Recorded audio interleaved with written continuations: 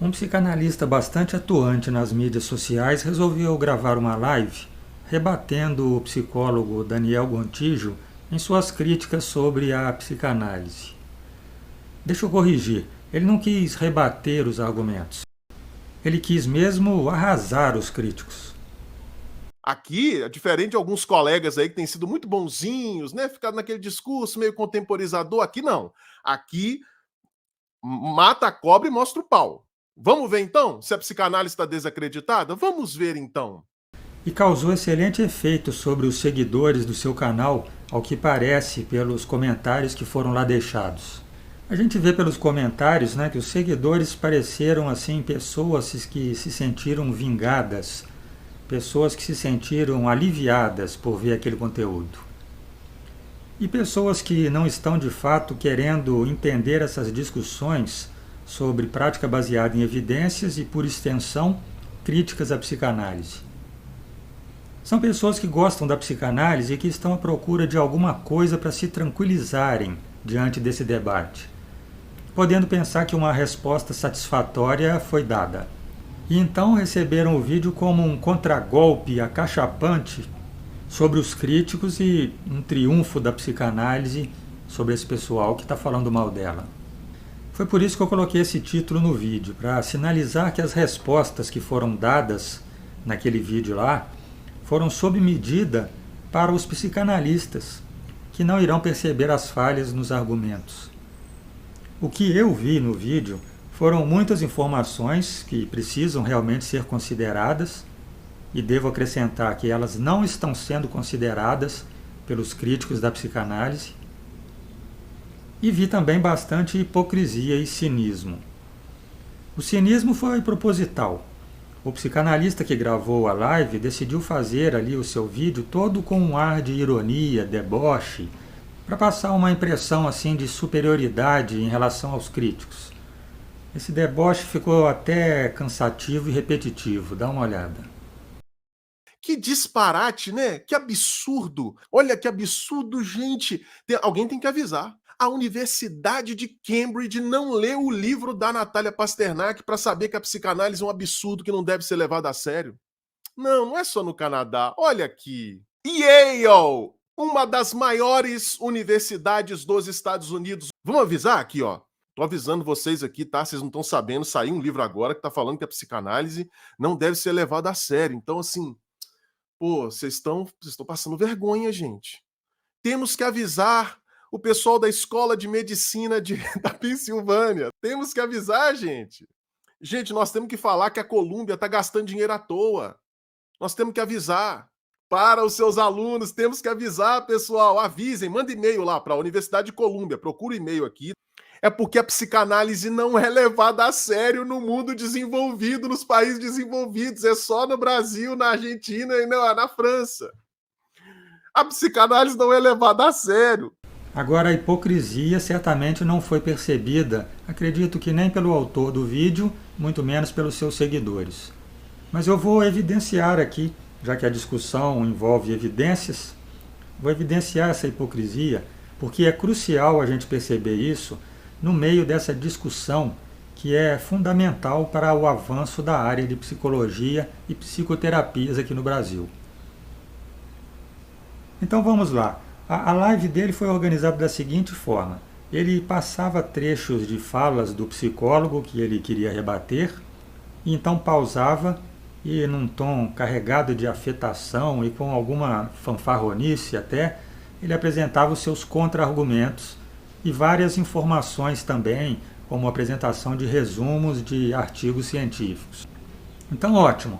Essa parte aí, ótimo, porque tinha argumentos, tinha informação, e ele foi bem claro em colocar as suas posições em cima da fala do outro argumentador. Eu acho que eu não percebi ele criar nenhum espantalho ali, não distorcer o que o outro argumentador, o psicólogo, estava falando. Basicamente, resumindo, o que teve de conteúdo então argumentativo? Ele rebateu que a psicanálise tenha perdido espaço no mundo, que não há evidência de que a psicanálise sirva para muita coisa, que a psicanálise não tenha relação com neurociências, foi desmentindo tudo isso. que os psicanalistas não testam suas hipóteses teóricas e que a psicanálise tenha parado no tempo.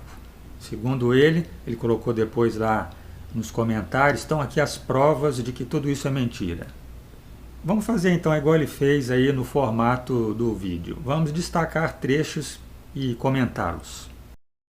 Temos uma tarefa aqui muito importante para realizar. Temos a tarefa de mostrar várias mentiras que têm sido propagadas aí contra a psicanálise. E aí eu pergunto para os opositores da psicanálise, por que a gente deveria adotar o critério do Hanson e não de outros autores? Por que a gente não poderia adotar o ponto de vista do Freud, que considera a psicanálise uma ciência? Por que a gente não poderia adotar? Ah, porque o Freud não tem... Cadê as evidências do Hanson? Não tem evidências, porque são argumentos racionais, encadeados logicamente. E a gente pode ter outros argumentos, tem outros filósofos da ciência que nunca implicaram com a psicanálise, que nunca foram mexer com a psicanálise para dizer que a psicanálise era pseudociência. Por que a gente tem que adotar o do Hanson? Bom, então, preliminarmente, ele tratou rapidamente aí dessa questão filosófica da discussão. E sim, nós podemos considerar outras visões filosóficas que não seja essa de Hanson. Né? Mas qual visão seria? Qual que é a visão de Freud exatamente sobre o que seja ciência? Para que a gente diga que a psicanálise é uma ciência. Qual outra perspectiva, de qual outro filósofo que ele propõe? Existe alguma perspectiva de ciência que dispensa a busca de evidências? Então, como ele não propôs nada, só levantou essa dúvida assim, jogou no ar, não tem muito o que discutir sobre essa parte. Vamos adiante. E não é esse o espaço que a psicanálise ocupa em poucos países hoje, como no Brasil, Argentina e França. Pouquinha coisa. A psicanálise já está bem desacreditada em boa parte dos países mais desenvolvidos e talvez até nos emergentes, se não me falha a memória. Aqui começa o nosso festival de mentiras. Isso daqui é um programa de formação em psicoterapia da Universidade de Montreal. Sabe onde fica Montreal? E olha o que os médicos que fazem residência em psicoterapia, em psiquiatria, olha o que eles estudam. Eles estudam a TCC, certo? Tem que estudar mesmo. Estudam a TCC, mas olha o que eles estudam. O mínimo de 100 horas psicodinâmica. Para você que não sabe, lá nos Estados Unidos, na Inglaterra, no Canadá, nesses países do hemisfério norte, é muito comum que eles chamem a terapia psicanalítica de terapia psicodinâmica, ok? Então vocês vão ver em vários momentos aqui eu mostrando a referência à terapia psicodinâmica. É a psicanálise, tá? Essa parte é importante a gente frisar, tá? Porque é fundamental. Você vai ter uma repercussão grande aí em todos os argumentos que ele vai trazer. Ele diz que psicoterapia psicodinâmica é sinônimo de psicanálise. É um termo diferente que se refere à mesma coisa. E isso é fundamental, estou dizendo que é fundamental, porque nós vamos ver que quase todas as referências que ele vai trazer aí no desenvolvimento do ponto de vista dele, quase todas as referências vão falar de psicoterapia psicodinâmica e não de psicanálise. Então é a mesma coisa? É um sinônimo? Vamos ver essas citações aqui.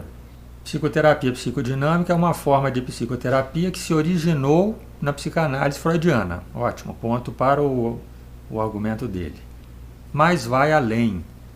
Também é influenciado por outras tradições psicanalíticas, tá? Outras psicanalíticas, psicologia do ego, teoria das relações objetais, psicologia do self, teoria do apego, psicologia analítica e muito mais. Essa citação de baixo aqui corrobora que não é exatamente a mesma coisa, porque a teoria psicodinâmica, que está por trás da psicoterapia psicodinâmica, representa uma constelação de teorias do funcionamento humano que se baseiam na interação de impulsos e outras forças dentro da pessoa.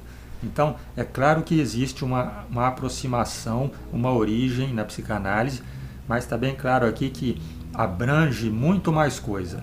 Então, você não pode pegar e fazer essa tradução, essa identificação perfeita. Onde está falando de psicoterapia psicodinâmica, a gente substitui psicanálise, que está valendo do mesmo jeito.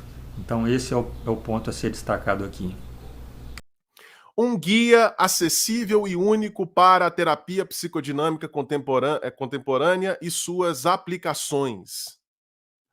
Parte dos guias Cambridge, as últimas informações cientificamente rigorosas e práticas. Ah, mas o pessoal da Universidade de Cambridge, né, não sabe nada. Intervenções psicológicas baseadas em evidências paraclínicos. Alguém tem que avisar. Alguém tem que avisar. Eu tô falando nesse tom debochado aqui porque é merecido, tá, pessoal?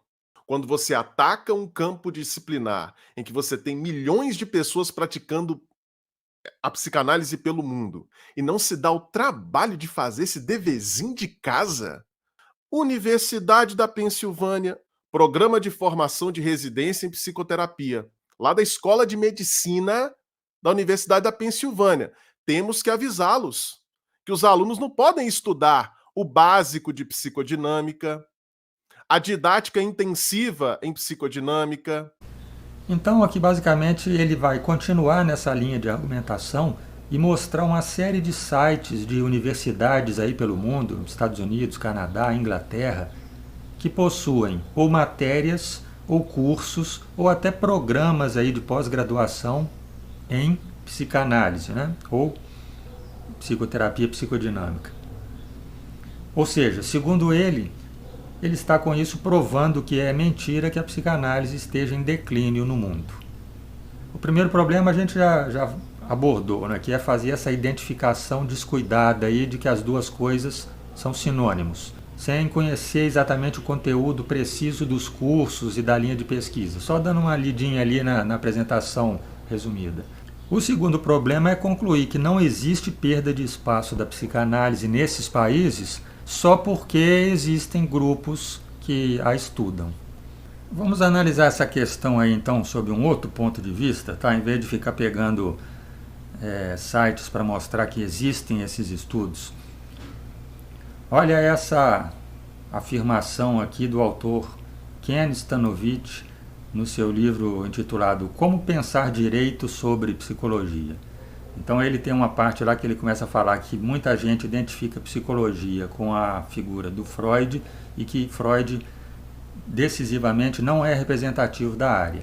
E ele diz que todos os membros da Associação Americana de Psicologia, né, a famosa APA, que todo estudante profissional de psicologia conhece, todos os membros dali que são identificados com a psicanálise freudiana não chegam a 10%. E uma outra associação psicológica americana grande não chegam a 5%. Quer ver um outro ponto de vista também que é mais significativo do que esse de mostrar a ocorrência da psicanálise em alguns cursos? Esse artigo aqui, ó, que por sinal escrito por um psicanalista, fazendo uma análise das mudanças que houve no DSM ao longo das décadas. O DSM também, para quem é da área sabe, é o guia aí de diagnóstico das doenças mentais que é seguido amplamente aí, praticamente pelo mundo todo. Na primeira versão do DSM havia grande influência do sistema diagnóstico em que predominavam categorias de natureza psicodinâmica. Então era muito baseado aí nesses conceitos psicanalíticos. No primeiro, em 1918. Progressivamente foi mudando isso. No DSM de número 3, em 1973 já houve muita crítica sobre isso e uma mudança, foi rompida essa ligação aí do DSM, dos diagnósticos psiquiátricos com a fundamentação psicanalítica, coisa que se ampliou mais ainda no DSM-4. O próprio artigo do psicanalista está admitindo isso, fazendo ali as críticas dele, né, que no ponto de vista dele isso foi um retrocesso, mas ele admite essa perda da influência da psicanálise. A ponto de que no DSM-5 não existe nenhuma vez a palavra psicanálise mencionada. E o termo psicodinâmico aparece uma vez, que é quando diz que profissionais de orientações diversas se valem daquele manual, e aí cita os profissionais de orientação psicodinâmica. Um terceiro ponto de vista do qual nós podemos nos valer. Veja essas citações. A psicanálise teve um enorme impacto na prática clínica. No entanto, nas últimas décadas do século, isso do século passado já, a sua teoria e prática sofreram um declínio notável. Essa segunda citação aqui vai na mesma direção da primeira e admite que há vagas em cursos de pós-graduação, de doutorado orientados para a psicanálise, mas diz que até nesse âmbito a psicanálise se enfraqueceu um pouco, porque não está sendo mais tão procurado assim pelos médicos fazer esse tipo de especialização. E ele acrescenta que os cursos, as universidades que oferecem essas possibilidades estão prestigiando menos, estão incentivando menos. Quem quiser ver mais detalhes, parte dessa citação aqui e vai encontrar outras. Bom, vou dividir esse vídeo, está tendo muita coisa para falar, vou dividir em duas partes. Nesse primeiro vídeo aqui, que estamos finalizando agora, a gente abordou ali o primeiro dos argumentos do psicanalista. No próximo vídeo a gente dá sequência, vamos falar dos outros e no final eu vou concluir por que eu estou dizendo que tem uma dose alta de hipocrisia nesse tipo de argumentação. Acompanhe aí e até a próxima.